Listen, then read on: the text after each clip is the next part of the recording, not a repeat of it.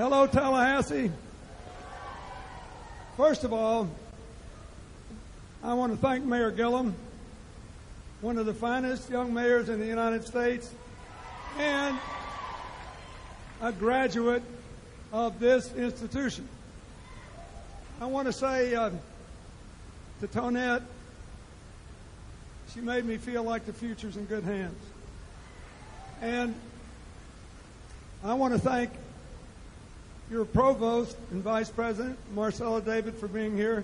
She is a graduate of Rensselaer Polytechnic Institute in New York. And FAMU now leads America of all the historically black colleges and universities, #1 in research, #1 in PhDs in the pharmaceutical sciences. And your great band marched to my first inauguration, and you asked me to give the commencement speech here in 2009, so I'm glad to be back. I feel right at home. I want to thank our young organizer, who's a student here, Isla Wilburn, who spoke earlier. I want to thank Lonzanu Parsons, who played the trumpet on the national anthem, and DJ Ferguson, who sang it. And mostly I want to thank you for being here. Look, the election's tomorrow. And I came here more than anything else to ask you to be sure and vote. And to say that every election ought to be about the future. And it's been a crazy election, hasn't it? I mean, it's been kind of like let's get even for the past election. Been a lot of blame going on. In the other side, I can't keep up with what's going on. Looks like a sixth-grade food fight half the time. They're good blamers, though. They blamed the president when the sun didn't come up in the morning till they realized that they might have to run against Hillary. Then they started blaming her for everything. And they blamed the Mexicans, even though the number of undocumented Mexicans in America has been going down since 2010. If you're going to get in the blaming business, at least you ought to hit the target. Hillary wants this election to be about your future. It ought to be about taking responsibility for empowering everybody to succeed in America. And look, but there's a reason it's kind of a crazy time. Anybody watch the president's last State of the Union speech? I'll give you 90 seconds of what he said. He said, look, I know we have problems, but you should be optimistic about the future because we are already outperforming any other big country in the world. We have 14 million new jobs in the last 5 years. That's the most we've had since that other Democrat, whatever his name was president. And we have 90% of our people with health insurance for the first time. And when all the states like Florida get over it and take Medicaid, which they ought to, we'll be at 95. Then we can tackle the remaining problems. We have the best science and technology base in the world. We have the finest system of higher education in the world. And we rank first or second in every scientific survey in our ability to generate electricity from the sun, the wind, and other renewable resources. And we can win the race in the whole world to be the world's clean energy superpower, which will keep South Florida from flooding with climate change and create millions of jobs. So he said, don't be afraid of the future, embrace it. So how come everybody's so anxious and mad and disoriented? Because even though that's a beautiful picture and everything he said was true, most people don't feel it. Because you can go back 400 years. Every time there's a serious financial crash, like the one that happened to him 4 months before he was inaugurated, I told him after he was elected, I said, the good news is you're the only person that won the presidency before Election Day. When the economy collapsed under the Republicans who had nobody home to regulate the risk that the big banks were taking, you became president. Just a question of waiting for people to vote. That's the good news. The bad news is you have to live with it now. And it takes 10 years for these things to get over. I think he's done a far better job than he's gotten credit for. But here's the deal. People's feelings about this election should be determined by this. Do you believe finally we can grow together again? Do you believe that? We grew together when I had the honor to serve as president. We did. Everybody but the top 5% did better when I was president than when President Reagan gave us the first round of trickle-down economics and no regulation. Then, because they tripled the debt under both Bushes, incomes fell for everybody. Because you cannot disregard arithmetic, you cannot disregard investment, and you cannot grow an economy from the top down. You've got to grow an economy from the middle out and the bottom up. That's the only thing that works. If you believe that we can finally grow together again, then it is obvious what we should do. We should make this election about the future, about our hopes and not our fears, about taking responsibility and not blame. I was laughing myself sick last night watching the town hall meeting on CNN. They interviewed Senator Sanders and they interviewed Hillary, and I had to see it late. You know, CNN runs these things. They want this election to go on forever. They're making a lot of money out of it. But anyway, so I laid up in my bed up in Greenville, North Carolina, and I watched Hillary. And she got along toward the end of the interview, and she said, you know, I'm not like President Obama and my husband. I'm not a natural politician. I do way better when I've got a job to do. I like to do the job. And my belief is, more than anything else, that's what we need in a president. Somebody who's ready to do the job, somebody who's made lots of decisions. If you make enough, you'll make one wrong every now and then. Near as I can see, the only candidate in either party who ever admitted to any mistakes. Yeah, that one didn't work out all right. Here's what we ought to do now. We need a change maker as president. And she is the single best change maker I have ever seen. And so let me just start with that. This depends on how you think change is made. Here's what I know. Based on 12 years as a governor, where it took us 10 full years to turn our economy around. When I came to Florida asking you to vote for me, we had the fastest growing economy in America. We had the best school system in our region. We were ruled we were rated by a guy who once said we had the worst schools in America, one of the two best school systems in the country. I say that because Hillary was in charge of raising our standards. And we need to raise our standards again.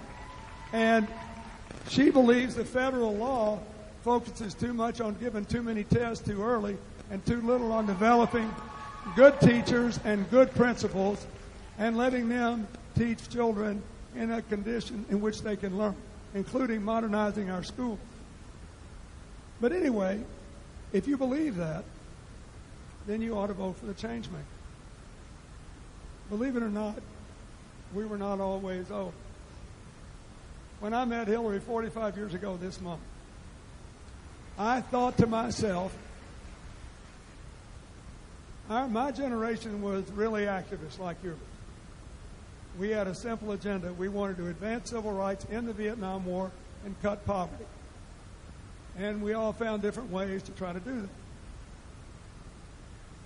So I knew all these people, and I talked to her for 15 minutes, and I thought, oh, my God, she's better than anybody else I've met. She just instinctively knew how to make things better. So when we got out of law school, the first thing she did was turn down all the big law firms and go to work for the Children's Defense Fund, founded by Marion Edelman of Bennettsville, South Carolina. She went to South Carolina to find out why African-American teenagers were being kept in prisons with adults for years, and they changed that and reformed the juvenile justice system and gave more young people a chance to have a good life. Then she went to Alabama, where they were trying to keep segregated education alive with so-called private academies that they were claiming were legitimate operations, and they were taking tax deductions. credits, which they weren't entitled to. But nobody proved it. So Hillary posed as a young housewife with a son, and she showed up at one of these private academies. It took real guts in those days. And she's being interviewed, and they're talking, and she said, look, just yes or no. If I bring my son here, will he get to go to an all-white school or not? The guy said, absolutely. She had him. They lost that tax exemption, and it changed practices all across the South. And she went to South Texas to register Mexican-American voters that had been systematically denied access to the political system for decades, and they were citizens. They'd been here a very long time. Then, when she came to Arkansas to be with me, she gave poor working people in the Ozark Mountains the first access they ever had to the protections of American judicial system by starting the first legal aid clinic. Then, when I became governor, she started our first preschool program ever, designed to teach parents who themselves could not read, write, or count to learn along with their children and prepare them to go to school. Nobody had ever done anything like it. The program started in Israel for people from Ethiopia going to Israel who didn't speak Hebrew or English and had no education. It worked like a charm. She came in and told me about it. I said, that's great. What are we going to do about it? She said, oh, I did it already. I called a woman in Israel. She'll be here in 10 days. We started. And the next thing I know, I'm going to preschool graduation. There are thousands of people all over America who had better lives because of that. And that's why she wants to see universal preschool for all of our families today. When we went to Washington, we tried to pass health care reform, and we failed. We failed for one simple reason. We did not have 60 votes in the Senate to break a Republican filibuster. When you hear other people's health care proposals, remember that. Since World War II, the United States has never done anything meaningful on health care unless we had 60 votes to break a filibuster. So when we didn't do that, she didn't give up. She went to work with Senator Kennedy and developed something called the Children's Health Insurance Program. Then we stuck it in the balanced budget bill, so 2/3 of the Republicans voted for it. Now it's an integral part of the Affordable Care Act. The current law, 8 million children are insured under that bill. Then she got really concerned because we had all these kids in foster care who were going to age out. That is, they were going to turn 18, lose all their support, be thrown out into the street, no education, no skills, no prospect of a job, no place to live. So she went to the House Republican leader, Tom DeLay, who disliked me more than any other Republican in Congress. He was their enforcer. He was a tough guy. She said, now, Congressman, I know we don't agree on much. He said, Hillary, do we agree on anything? She said, yeah, you love your kids, don't you? He said, what's that got to do with it? He said, Congressman, we disagree on a lot, but you adopted those children, and I honor you for doing it. And you can't afford to leave all these kids stuck in foster care because people are afraid to adopt children past infancy. They're afraid to adopt children with special needs because they don't think they can afford it. Let's write a bill. Give people big tax credit for adopting non-infant children and more for kids with special needs and offer them support. They did it. I signed the bill. There was an 80% increase in adoption of children after foster care. She did that because she's a change maker. When she was a senator and 9/11 happened, she went to President Bush and she said, you know, we got to have $20 billion because we got to rebuild more than buildings. We got all these first responders who were injured horribly and are going to get all kinds of illnesses. We got to help people start again. There was one woman that she became personally close to who had to have 10 plastic surgeries so she could function. The lady was engaged when 9/11 happened. Her fiance stayed with her every step of the way, and so did Hillary. And when she was married, I think it was the happiest Hillary's been, except when Chelsea. because she always sticks with people. And when Hillary ran for re-election in the Senate, the head of the farmers organization on Long Island endorsed her because she was the de facto governor for small manufacturers and small farmers and wine growers. And the press said to this guy, "I thought you were a Republican." He said, "I am." He said, "Well, how come you're endorsing her?" He said, "You know, all these politicians sound good at election time. She is the only person who ever actually did anything to help the small farmers. I am for her." I could tell you tons of stories like that. She was on the Armed Services Committee, and a young officer came up to me one day when I was in Congress lobbying for some of my international health concerns. And this young officer said, "I thought you would like to know that I represent the Pentagon in Congress.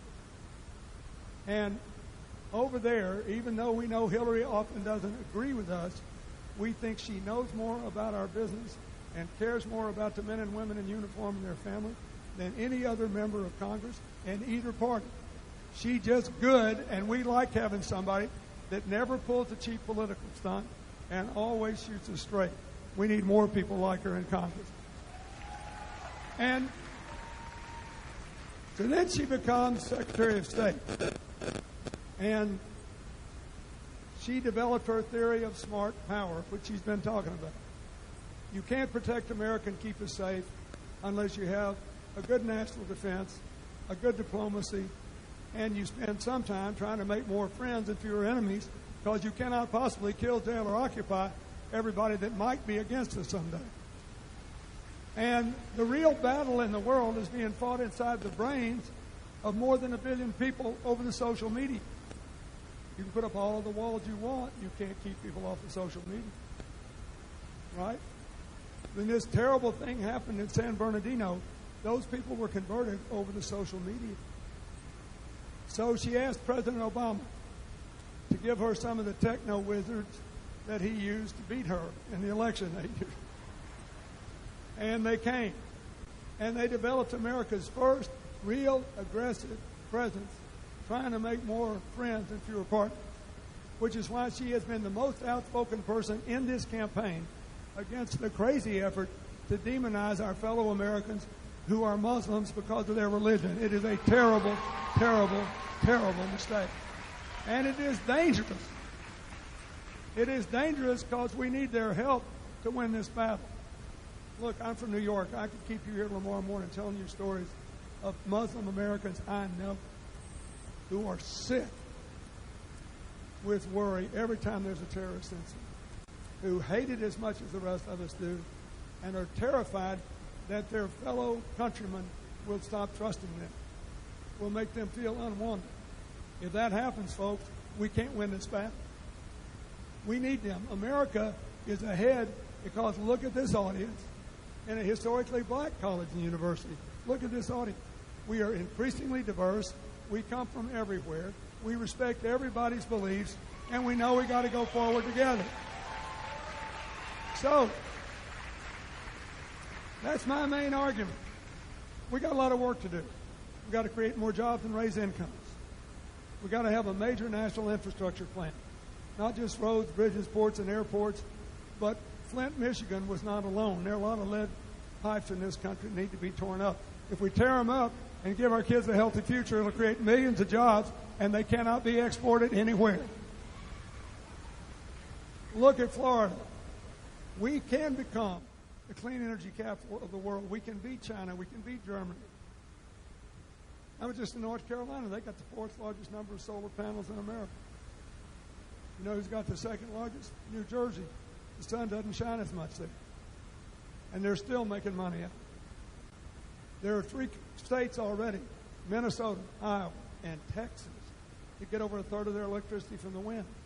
Iowa's got the cheapest electricity in America. So since she says we're going to put up 500 million solar panels, and we're going to put up more wind power, and we're going to make every American a home where all the energy is renewable, they're in control of it, and the power bills go down, and our protection for the future goes up, that's a serious thing. We can bring back manufacturing to America, advanced manufacturing, and we can pay people good incomes. Why? Because manufacturing is the most productive part of any society, which just is a fancy way of saying the same number of people can produce more stuff next year. That means labor costs are less important. What's important? Transportation, materials, and energy. We're the biggest market in the world. Save the transportation costs and bring the manufacturing jobs back to America. We can do that, but we got to have a strategy to do it. We need to make it easier for people to get small business loans. We've done it. President Obama signed a bill. I don't care what anybody says.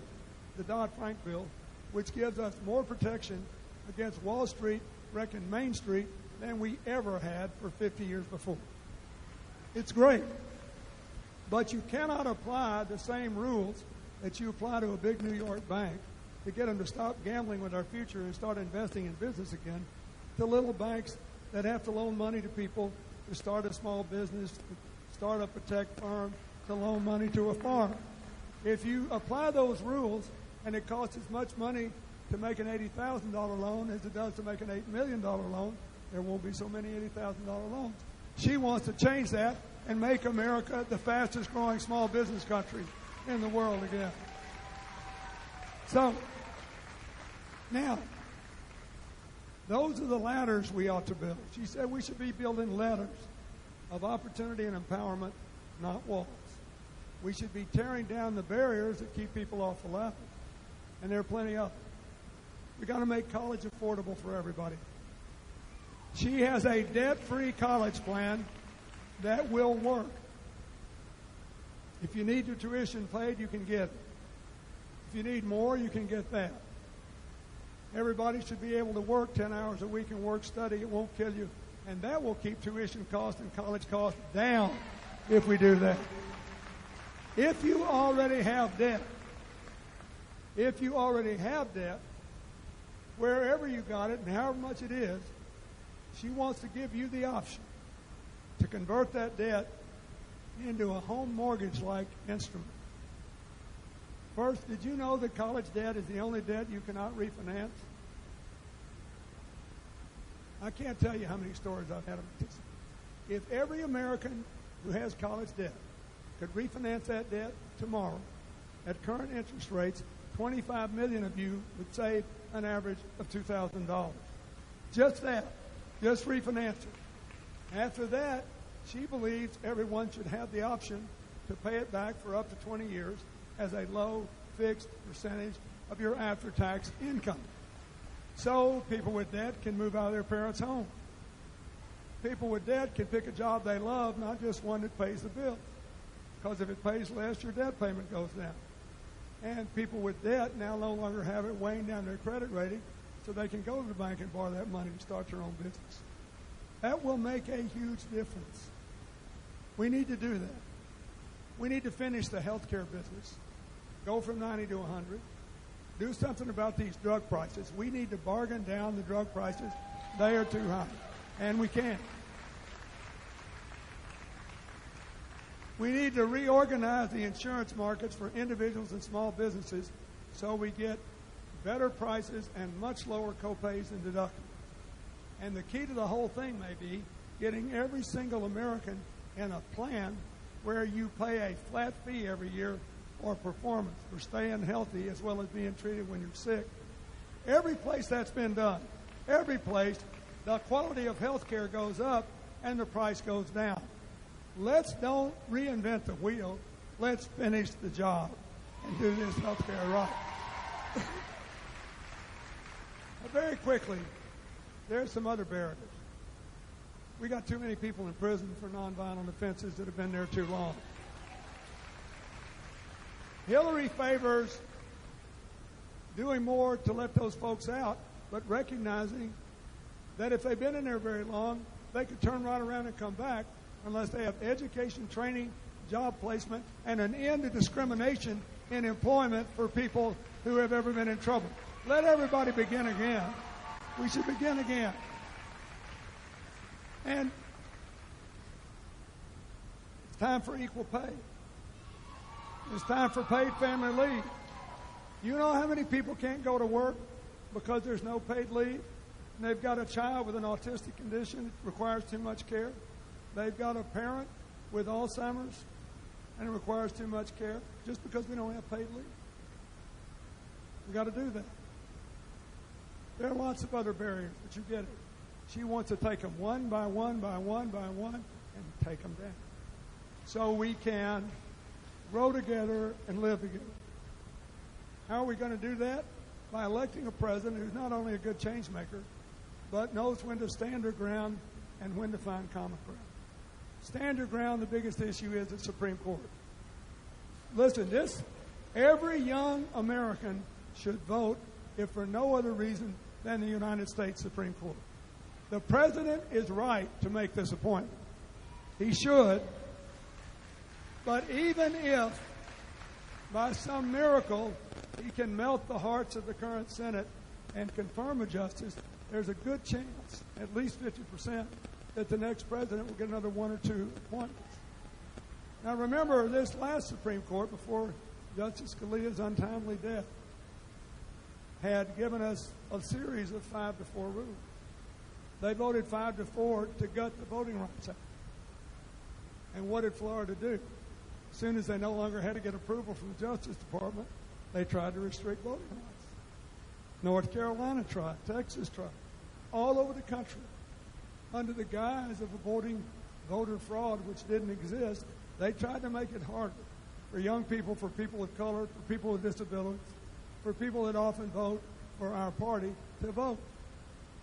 Just as little as 10 years ago, Republicans agreed with Democrats that we ought to make it easier for everybody to vote. They weren't afraid to compete. They believed in the American ideal. We got to go back to that. We need to repeal that Citizens United decision because